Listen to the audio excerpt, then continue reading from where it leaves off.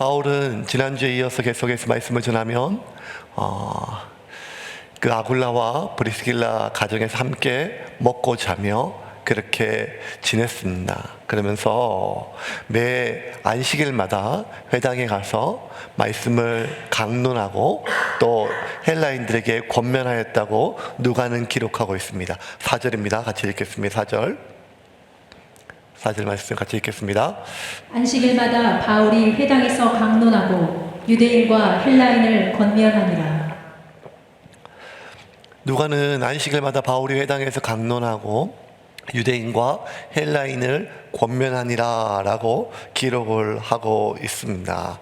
그런데 여러분, 우리가 지금 사도행전을 계속 꼼꼼하게 살펴보고 있는데 이 바울이 안식일에서 회당에서 말씀을 강론할 때 모든 메시지의 초점과 그리고 결론은 무엇인가 하면 예수가 그리스도라는 사실입니다.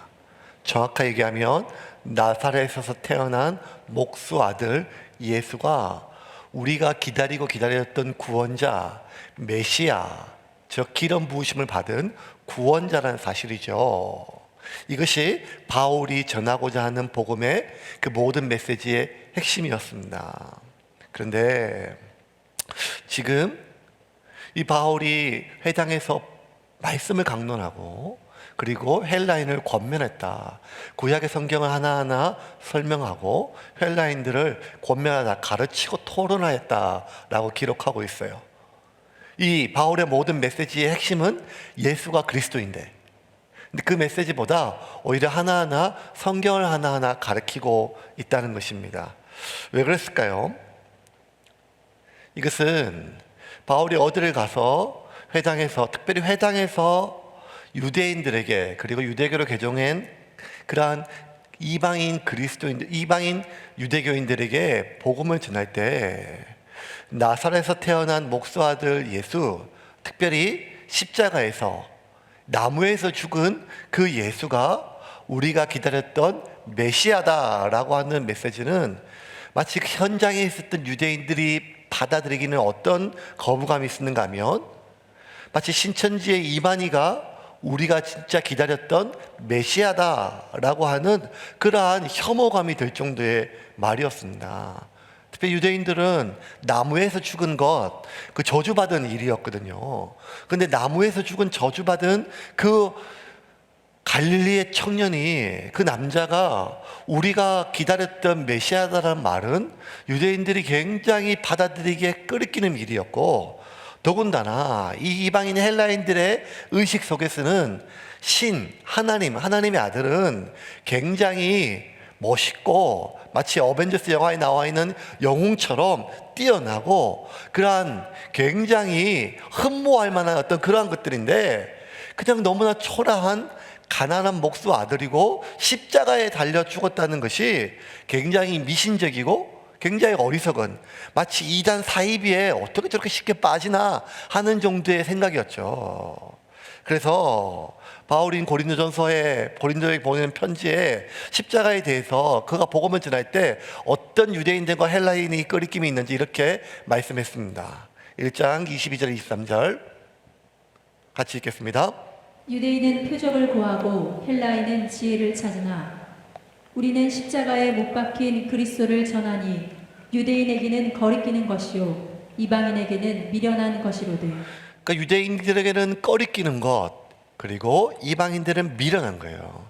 예수가 십자가에 못 박혀 죽은 예수가 우리가 기다렸던 메시아다, 구원자라는 사실은 유대인들은 굉장히 혐오스러운 일이었고 메시지였고, 이방인들은 굉장히 비상식적인 샤머님적인 그런 비이성적인 메시지였습니다. 그래서 바울이 회당에서 복음을 전할 때, 그리고 그 그리스도를 전할 때 어디든지 가자마자 십자가에 죽은 예수, 이미 그 사건은 굉장히 큰 사건이었기 때문에 전 세계에 흩어져 있는 디아스포라의 수많은 유대인들에게 알려진 소식이었어요.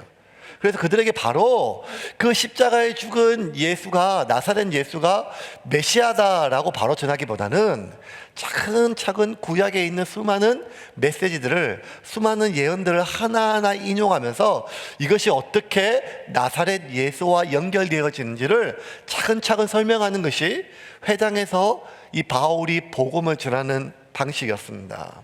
그런데 아무리 차근차근 조곤조곤 그렇게 설명한다 할지라도 언젠가는 바울의 경험상 늘 항상 회당에서 설교할 수 있는 기회가 주어지는 것은 아니라는 거예요. 왜냐하면 시간이 지나면 어느 때와 똑같이 반발심이 있는 유대인들이 일어날 것이고, 그리고 바울을 유대교에 대한 배교자로 여겨서 바울을 쫓아내고 핍박할 것이 뻔하기 때문에 그러한 거부감이나 핍박이 일어나기 전에, 회당에서 설교할 수 있는 기회를 잃어버리기 전에 어쨌든 빨리 예수가 그리스도 이름을 전해야 되거든요.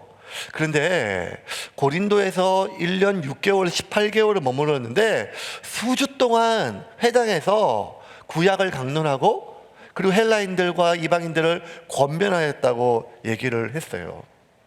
아마 이 바울 안에 더 조심스러움이 생긴 것 같아요. 왜냐하면 데살로니가에서 그렇게 예수가 그리스도인임을 증거하다가 그 유대인들이, 특별히 회당의 지도자들이 시기심도 있었지만 상당수의 회당에 있는 유대인들이 그것에 혐오감과 그리고 거부감을 느껴서 바울을 배척하고 바울을 쫓아냈던, 그리고 데살로니까지 내려와, 베레아까지 내려와 가지고 바울을 죽이려고 했던 그 사건들이 어쩌면 바울 안에는 좀 큰 트라우마였고, 그리고 상당히 조심스러웠을 것 같아요.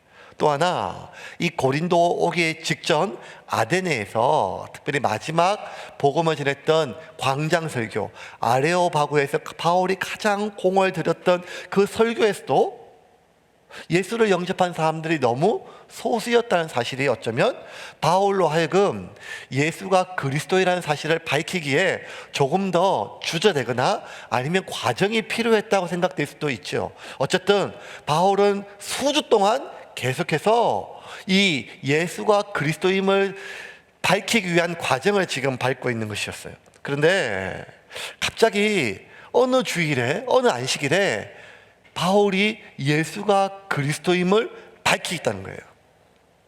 그러니까 이거는 특별한 일이 아닌데도 지금 4절과 5절 사이에 지금 바울의 여러 가지 모습들을 보면 갑작스러운 어떤 변화가 있었던 거죠. 5절 한번 볼까요? 5절입니다. 5절 같이 읽겠습니다. 5절 시작. 실라와 디모데가 마게도냐로부터 내려오매 바울이 하나님의 말씀을 붙잡혀 유대인들에게 예수는 그리스도라 밝히 증언하니.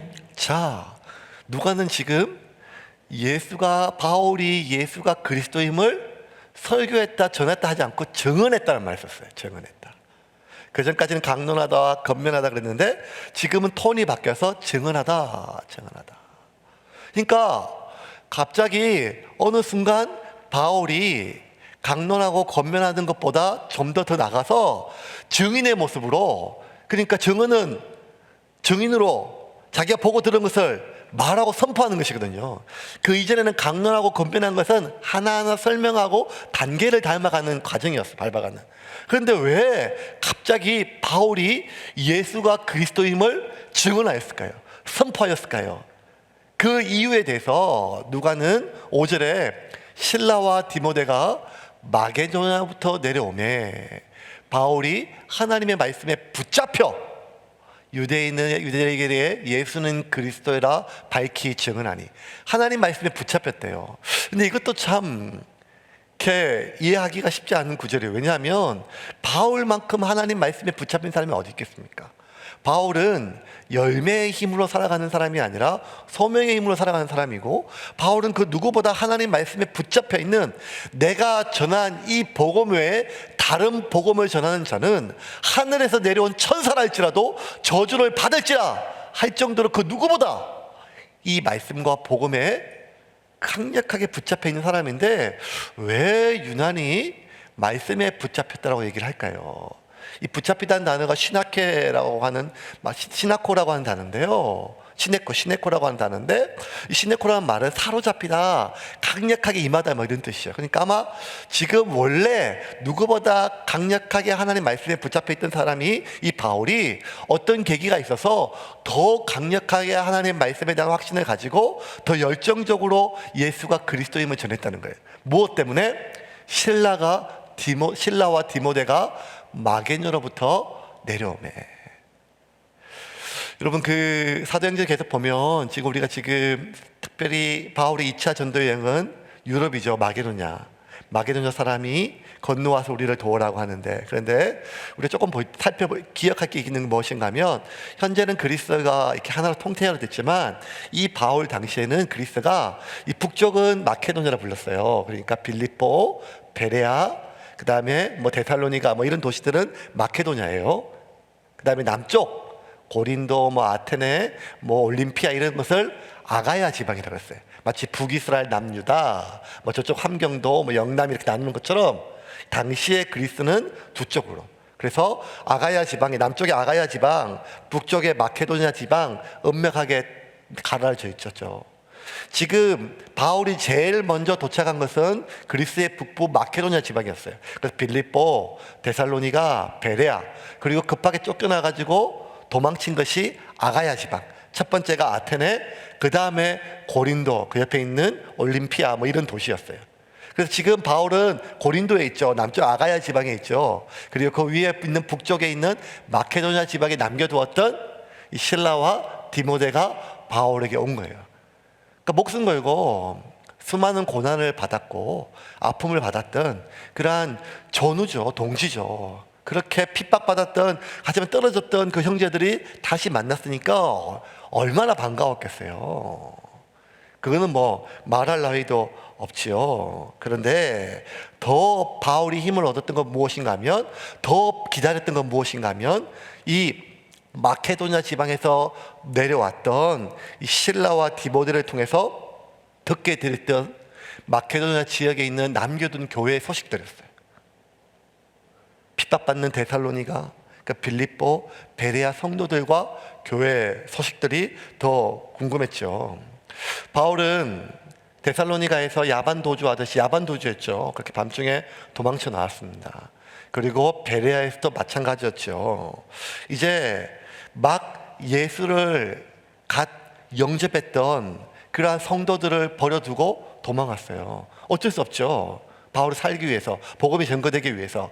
그런데 그 빌립보, 이제 루디아의 집에서 복음을 듣고 예수를 영접했던 사람들, 그리고 그 빌립보 감옥의 간수의 집에서 예수의 복음을 듣고 예수를 영접했던 사람들, 베레아도 마찬가지고, 이 마케도냐에서 바울이 복음을 전할 때 그 가정, 특별히 그 데살로니가 야손의 집에서 예수의 복음을 듣고 예수의 온 가족이 주님께 돌아오는 순간 감격이죠. 새로운 생명이 태어나니까요.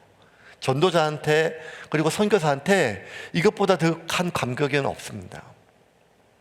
이런 감격이 있던 도시죠. 그런데 바울은 가는 데마다, 특별히 교회가 세워질 때, 새로운 영혼이 태워질 때, 한 생명을 탄생하고 하나의 교회가 태어날 때 마치 해산하는 수고를 한다고 바울이 고백했어요. 그래서 갈라디아서 4장 9절에 바울이 갈라디아에 있는 교회에 편지할 때, 내가 너희 안에 그리스도의 형상이 이루기까지 내가 해산하는 수고를 하였다 할 정도로 바울이 직접 잉태하여 하나하나 아이를 낳는 여인의 심정으로 성도 한 명 한 명을, 교회 한 명 한 명을 그렇게 낳았습니다. 그리고 양육하였습니다.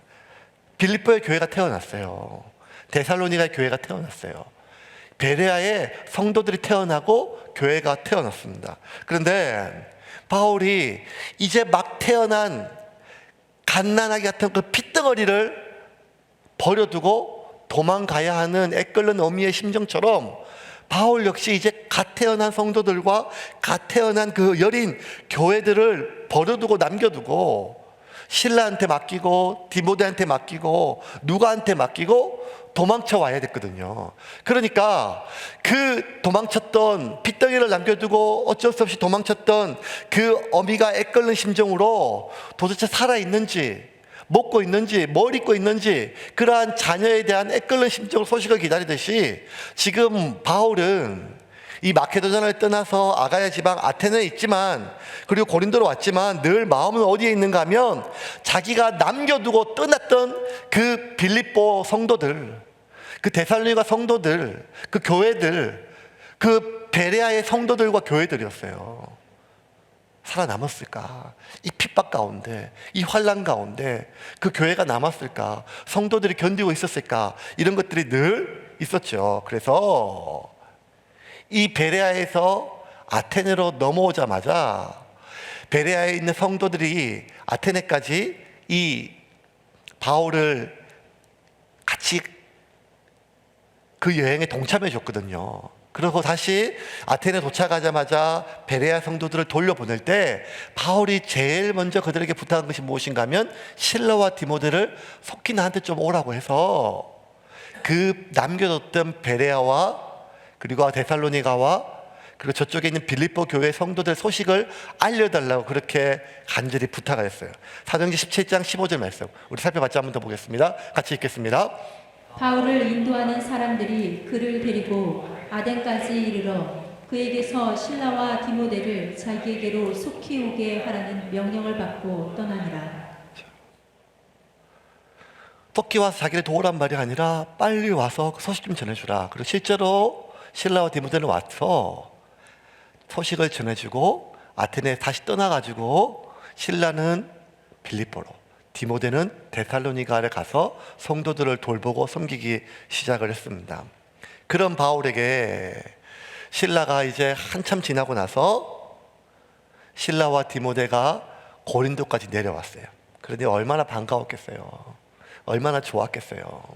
말로 다 할 수 없죠. 더군다나 이번 주에 우리 갑자기 예배를 이제 드릴 수 없어가지고 온라인으로 예배를 드리잖아요. 온라인 예배 드리는데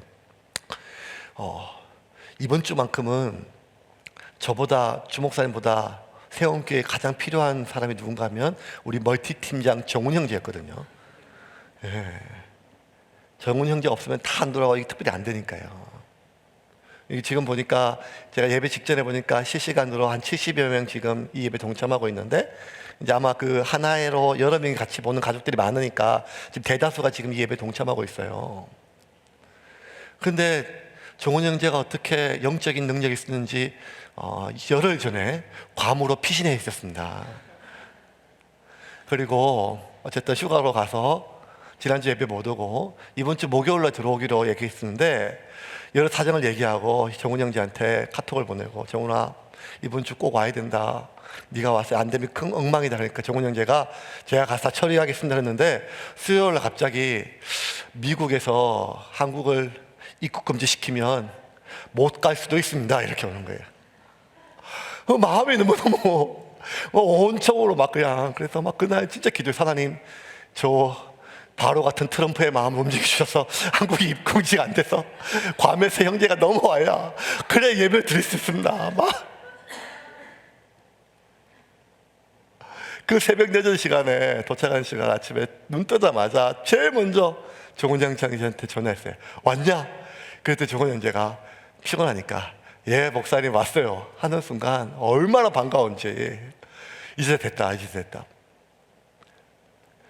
그 잠깐 예배 이 상황들 하는 멀티 형제, 정원 형제 한번 보는 것도 이렇게 반가운데 같이 매 맞고 죽을 위기 속에서 넘어왔어요. 그리고 그 베레아와 데살로니가와 빌립보에 있는 모든 교회 소식을 전해줄 거예요. 그러니 얼마나 반가웠겠어요. 너무 반가워서 부둥켜 안고 바울이 실라를 안고 디모데를 부둥켜 안고 그리고 그들의 자리에 앉기도 전에 먼저 바울이 물어봤어요. 데살로니가 교회는 어떠냐? 빌립보 교회는 어떠냐? 베레아 교회는 어떠냐? 성도들은 어떠냐? 지금 괜찮냐? 살아남았냐? 교회가 아직도 있냐? 사람들이 흩어지지 않았느냐? 그때 특별히 지금 바울의 모든 걱정은 데살로니가였거든요. 데살로니가는 그 도시 전체가 그리스도인들에 대한 집단적인 그러한 핍박이 이루어지고 있었거든요. 디모데가 이야기하는 그 소식들은 참 바울이 견디기 힘든 말이었어요. 스님이 예상하는 것처럼 베레아는 지금 데살로니가는 도시 전체가 지금 교회를 핍박하고 있습니다. 선생님을 재워줬다는 이유만으로 개처럼 질질 끌려가 광장에서 곤욕을 치렀던 야손과 그 가족들은 생업을 잃어버리고 직장에서 잃어버리고, 그리고 그 야손의 집에서 예배를 드렸던 그 우리 형제들은 소문이 정말 빠른 유대인 사회에서 다 흩어져서 누가 저 이단 배교자의 무리인지 하나같이 다 전해져서 그들이 장사하는 사람들에게는 손님이 다 끊어지고, 그리고 그들이 일하고 있는 그 일터에서는 쫓겨남을 당했습니다. 그리고 그들이 지나갈 때마다 그들의 집 문 앞에서 사람들이 돌을 던지고 그들에게 매질을 하고 모욕을 하고 저 역병 같은 것들 하면서 그들을 하나하나 핍박하기 시작했었습니다. 이런 얘기 들으니까 바울이 뼈가 녹는 것 같았어요. 왜? 내가 전했던 그 말씀을, 그 말씀대로 살아가려고 몸부림치는 이제 갓 태어난 성도들이 이겨내기에는 이 핍박이 너무 심한 거예요. 그 핏덩어리 같은 교회가 견뎌내기에는 너무 고통스러운 핍박이에요. 그런데 그 이야기를 듣는 바울이 뼈가 녹는 것 같았죠. 그런데 그 모든 이야기를 이어서 바울이 얘기할 때, 하지만 성도들이 그 어려움 속에서도 생계가 끊어지고, 그리고 온갖 자녀들이 박해를 받는 그 상황 속에서도 모이기를 패하지 않고 함께 모여 하나님을, 예수 그리스도를 높이고 찬양하였습니다. 그리고 그들이 자신들에게 심겨준 바울이 전해줬던 그 말씀을 가슴에 붙잡고 더 모이고 더 기도하고 이 어려움을 이겨낼 뿐만 아니라 자신들과 같이 동일하게 핍박받고 있는 그런 빌립보까지 찾아가고 베레아까지 찾아가서 그들을 위로하였고 그들을 더 하나님 앞에 세우고 있었습니다. 아니, 그 이야기를 듣는 순간 바울이 깜짝 놀랐어요. 아니, 살아있는 것도 기특한데, 잘 자라주고 또 있는 것도 너무 감격스러운데, 옆에 있는 다른 형제들을 믿음으로 말씀으로 돌보고 있다는 말을 들으니까 바울이 그냥 너무 감격해서 엉엉 울었어요. 아니 어떻게 그 상황 속에서 이제 갓 예수를 믿었던 그들이 이렇게까지 잘 자라주고 형제들까지 돌아보았는가. 더 미안했죠. 그리고 더 고마웠어요. 그래서 바울이 이 디모데 편에 데살로니가 형제들에게 편지를 써서 보내요. 그게 데살로니가 전서지요. 그 편지에 그 바울의 고마움과 미안함과 감격이 그대로 실려 있어요. 한번 볼까요? 데살로니가 전서 1장 2절 말씀. 제가 읽어볼게요. 우리는 여러분에 대하여 항상 하나님께 감사하며 기도할 때 여러분을 기억합니다. 우리는 여러분이 믿음으로 행한 일과 사랑의 수고와 우리 주 예수 그리스도에 대한 희망을 가지고 인내한 것을 우리 하나님 아버지 앞에서 쉬지 않고 늘 기억합니다. 여러분은 많은 고난 중에서도 성령님이 주시는 기쁨으로 하나님의 말씀을 받아들여 우리와 주님을 본받는 사람들이 되었습니다. 그래서 여러분은 마케도니아와 아가야에 있는 모든 성도들의 모범이 되었습니다. 이 말에 이 바울의 그 미안함과 고마움과 그 대결함이 그대로 하나하나 묻어 있습니다. 여러분, 남의 자식 잘하는 거 그 당연하지요. 때 되면 뭐 말하고 때 되면 걷고 때 되면 학교 가죠. 그런데 내 자식이 잘하는 거 진짜 신기하거든요. 올해도 우리 교회에서 이렇게 이제 자라가지고 이제 학교 들어가는 아이들이 있어요. 그렇게 보면 그렇게 신기해요. 저 피땡이 같은 게 벌써 자라가지고 학교에 들어가네. 짠하기도 하고 벌써 어떤 게 짠한가 하면 이제부터 공부를 해야 되네.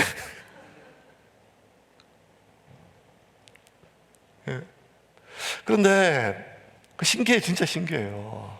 왜냐하면 내 자식은 다 신기해요. 다 신기해요. 남의 자식은 당연하고 내 자식은 다 신기하죠. 그렇듯이 이 바울에게 데살로니가 교회는, 빌립보 교회는, 베레아 교회는 아픈 손가락이었거든요. 왜냐하면 낳자마자 도망쳤으니까. 핏덩어리 남겨두고 신라에게 남기고 누가에게 남기고 디모데에게 좀 부탁하고 도망쳤으니까 내가 젖 한 번 제대로 못 물리고 내가 한번 밥 한 끼 제대로 못 먹이고 옷 한 번 못 이기고 그들 학교 갈 때 입학할 때 손 한 번 못 잡아줬는데 특별히 더 미안하고 죄송했거든요. 그런데 그 아이들이 그 핏덩어리가 살아남았을 뿐만 아니라 잘 자라고 있었고 특별히 다른 이웃에 있는 다른 형제들까지 돌본다는 다른 도시에 있는 교회들까지 돌본다는 얘기를 들었을 때 바울의 감격은 말로 다 못했지요.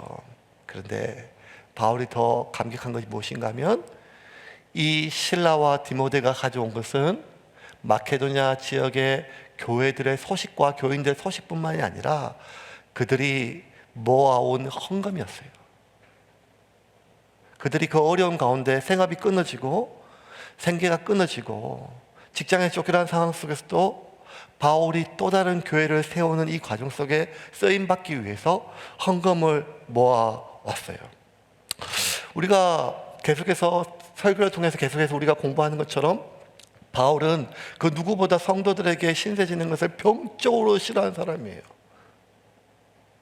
진 에드워드 목사님이 지은 책들이 특히 사도행전을 하나하나 이야기식으로 품어놓은 책들이 있어요. 그래서 이 1차 전도여행은 신라의 일기, 신라의 관점에서 보고 2차 전도여행은 디도의 일기, 3차 여행은 디모데의 일기, 그 다음에 브리스길라와 아굴라의 일기 이런 식으로 하나하나 그 내용들을 쭉 보면 바울이 자기들을 재워줬던 그 집에 가서 야손의 집이나 루디아의 집에서도 자기가 오늘 먹는 그 싹은 자기가 내겠다고 고집을 풀이는 모습들이 굉장히 많이 나와요.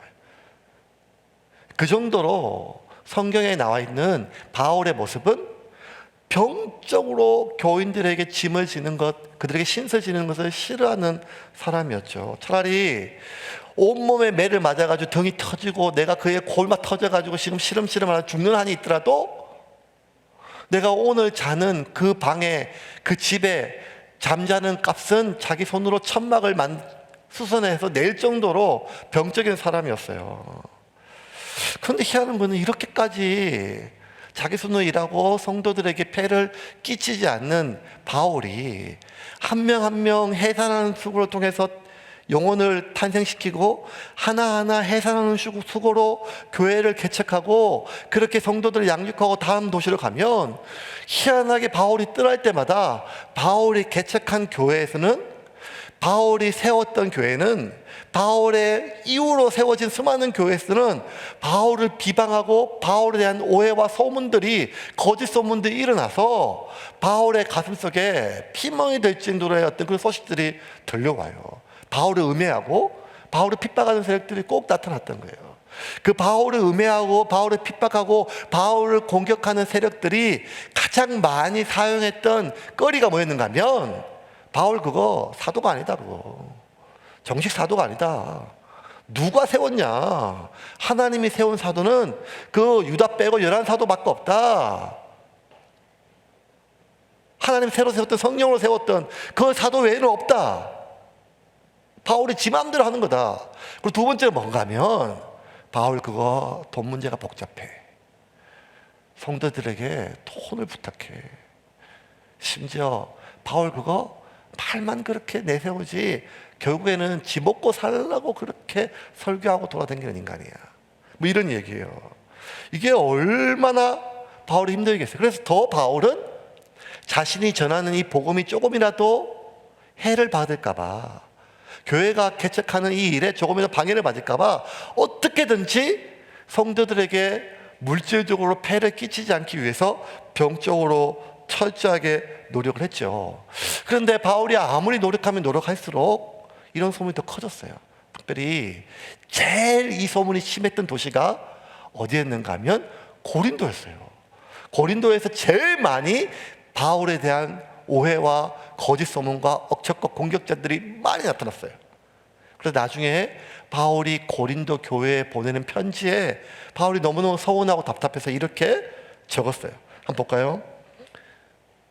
11장 5절에서 9절까지 같이 읽겠습니다. 나는 저 위대하다는 사도들보다 조금도 부족하지 않다고 생각합니다. 내가 말재주는 별로 없으나 지식에서는 그렇지 않다는 것을 모든 면에서 여러분에게 보여주었습니다. 내가 여러분을 높이려고 나를 낮추어 하나님의 기쁜 소식을 값없이 전한 것이 죄였단 말입니까? 내가 여러분을 위해 봉사할 때 다른 교회들이 내 생활비를 담당해 주었습니다. 말하자면 다른 교회의 원조로 여러분을 도운 셈입니다. 나는 여러분과 함께 있을 때 생활이 어려웠지만 아무에게도 신세를 지지 않았습니다. 그것은 마케도니아에서도 온 형제들이 내가 필요로 하는 것을 채워주었기 때문입니다. 나는 모든 일이 여러분에게 짐이 되지 않았으며 앞으로도 그럴 것입니다. 자, 바울이 2차 전도 여행을 했을 때는 갈라디아 지역 지방이었어요. 그러니까 터키 지역. 그때 많은 교회들이 일어났었거든요. 더베, 루스드라, 뭐 이고니온, 그다음에 뭐 안디옥 이런 곳에 많은 교회들이 일어났었어요. 그런데 이 바울의 수많은 그 서신수들을 보면 바울이 성도들에게 자신에 대해서 자신이 먹고 자고 사는 것에 대해서는 철저하게 폐를 끼치지 않는 것에 대해서 조심을 했어요. 그럼에도 불구하고 바울이 자신이 아니라 교회가 개척되기 위해서는 먹고 자는 게 아니라 이동할 때는 많은 돈이 들었거든요. 여비들이 배를 타야 됐고 이동해야 됐고, 자기 혼자 몸이 아니라 실라, 디모데 사람들이 같이 갔었어요. 그리고 어느 도시를 가든지 그 교회가 시작되어질 때 여러 가지 교회가 시작되는 일들에 대해서는 여러 가지 많은 물질적 도움이 필요했는데, 바울은 조금 의아하게 생각했던 것 같아요. 왜 교회들이, 그렇게 개척된 교회들이 다른 교회가 개척되는 일에 대해서 그들이 마음을 쓰지 않을까에 대해서. 특별히 고린도에서 얘기할 때 마케도니아에서 온 형제들 외에는, 마케도니아 교회 외에는 나에게 도움을 준 교회가 아무도 없다고 얘기를 하는 거죠. 빌립보에서도 동일하게 얘기를 해요. 오히려 반대로 빌립보에서는 빌립보의 성도들에게 편지를 보낼 때도 내가 너희들만이 나를 도왔다고 이렇게 얘기를 해요. 빌립보 4장 15절 16절 보겠습니다. 같이 읽겠습니다. 빌립보 사람들아, 너희도 알거니와 복음의 시초에 내가 마게도냐를 떠날 때에 주고받은 내 일에 참여한 교회가 너희 외에 아무도 없었느니라. 데살로니가에 있을 때에도 너희가 한 번뿐 아니라 두 번이나 나의 쓸 것을 보내었도다. 그러니까 바울이 생각할 때 가장 박해받았던 교회는 데살로니가 교회였어요. 마케도니아 지방이었어요. 왜냐하면 이쪽에는 당시 로마에서 유대인 전체를 다 배척하고 추방했기 때문에 전 로마 제국 안에 지금 한참 유대인에 대한 혐오가, 배제가 퍼질 시기였거든요. 2차 전도여행 때. 그래서 지금 바울이 복음을 전했던 빌립보, 데살로니가 뭐 이런 데에서 유대인 회당에 있는 유대인만 분노한 것이 아니라 수많은 이방인 헬라인들이 분노한 것은 그 시대적인 그 로마가 지금 전체적으로 유대인들을 혐오하는 그 혐오 분위기가 확산됐기 때문이에요. 그런데 그 어떤 교회도, 갈라디아에 있는 어떤 교회들도 바울이 또 다른 교회를 세울 때 한 번도 도운 적이 없는데, 가장 고통받아서 생계가 끊어지고 직장에서 쫓겨나고 생업을 잃어버리고 가장 핍박받고 그냥 자신의 생존을 하는 것도 대견하고 힘에 부친 이들이 마음을 모으고 십시일반 모아서 또 다른 교회를 세우기 위하여 그들이 헌금을 모아 보냈다는 사실은 바울에게 있어서 그 헌금주의 자체가 주는 힘보다는 그들의 마음이, 그 환난 가운데 그들이 그 핏덩어리가 살아남은 것도 대견한데, 이렇게 귀하게 자라주어서 그리스도의 장성한 분량을 이룬 것에 대해서 바울이 감격이었죠. 그리고 또 하나, 바울의 마음에 깊은 치유가 됐어요. 왜냐하면 바울이 이방인들에게 매맞은 것보다, 그들에게 돌에 맞은 것보다, 유대인들에게 던진 돌에 죽을 만큼 맞은 것보다 더 아픈 것은 자기가 직접 복음을 전하고 자기가 직접 하나하나 세운 그 일꾼들이, 그 그리스도인들이, 자식 같은 사람들이 자신을 오해하고 비방하는 그런 말들이었어요. 제가 돈 때문에 저렇게 설교한다. 저 돈 때문에. 이게 말로 다 할 수 없는 바울의 상처였었는데 이 디모데와 실라가 가져온 소식과 그 헌금은 바울의 마음속에 그 모든 상처들을 치유할 수 있는 하나님의 약이었죠. 은혜였죠. 그렇게 바울은 감격을 했습니다. 그래서 그 헌금을 보고 감격하고 통곡하면서 바울과 실라가한테 바울이 물었어요. 이게 어떻게 가능하냐? 그들이 어떻게 이렇게 했냐? 아니 그 어려운 가운데 내가 전한 복음 때문에, 내가 전한 말씀 때문에 그토록 고통받고 있는데 어떻게 이들이 다른 교회를 세우기 위하여, 또 말씀이 전거되기 위하여 이렇게 어려운 가운데 모금을 하여 보내었느냐? 그렇게 물었을 때 이 데살로니가에 있었던 이 디모데가 이런 말을 전해 주었어요. 그거 당신이 전해준 말씀 때문입니다. 데살로니가전서 2장 13절 볼까요? 같이 읽겠습니다. 이러므로 우리가 하나님께 끊임없이 감사함은 너희가 우리에게 들은 바 하나님의 말씀을 받을 때에 사람의 말로 받지 아니하고 하나님의 말씀으로 받음이니 진실로 그러하도다. 이 말씀이 또한 너희 믿는 자 가운데서 역사하느니라.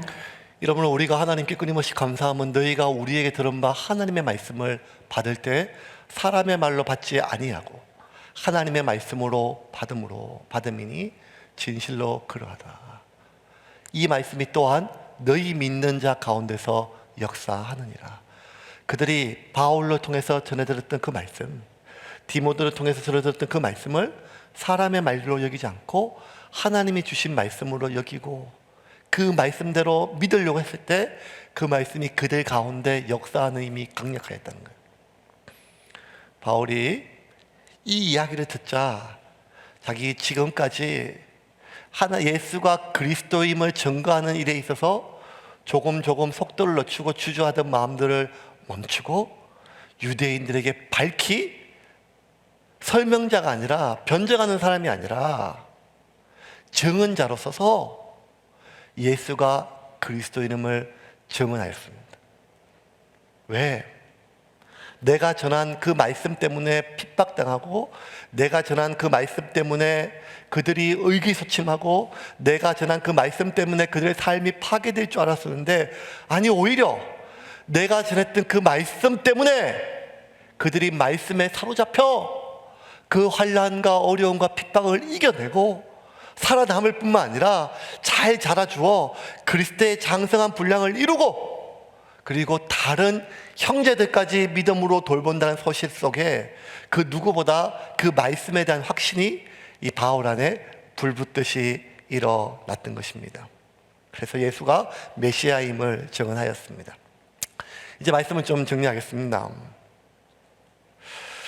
지난 일주일이 아니라 최근 2주 보름, 아니면 어쩌면 한 달 동안 대한민국에 살아가고 있는 우리 모든 국민들과 특별히 여러분들을 얼마나 많은 어려움이 있습니까?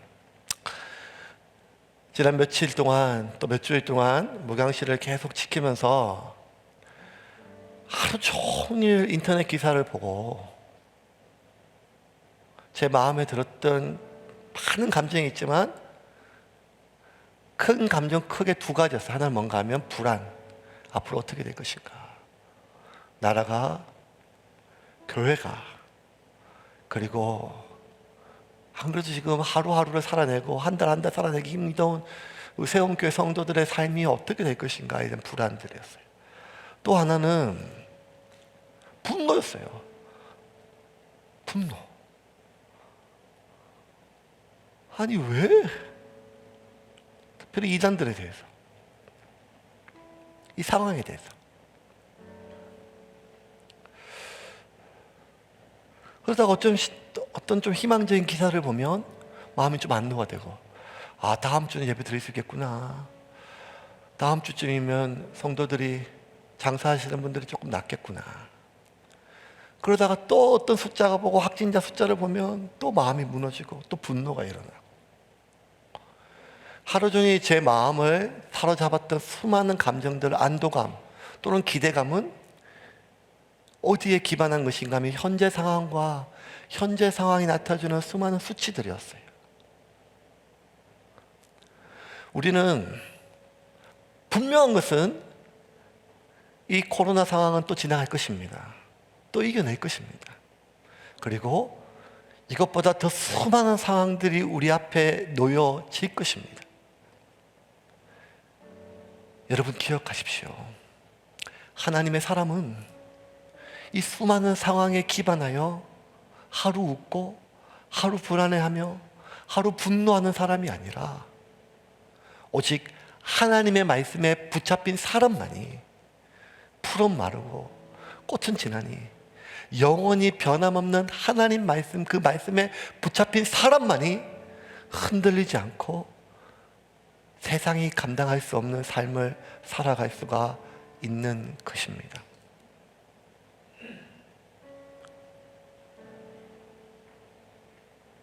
다음 주도 우리는 만나지 못할 것입니다.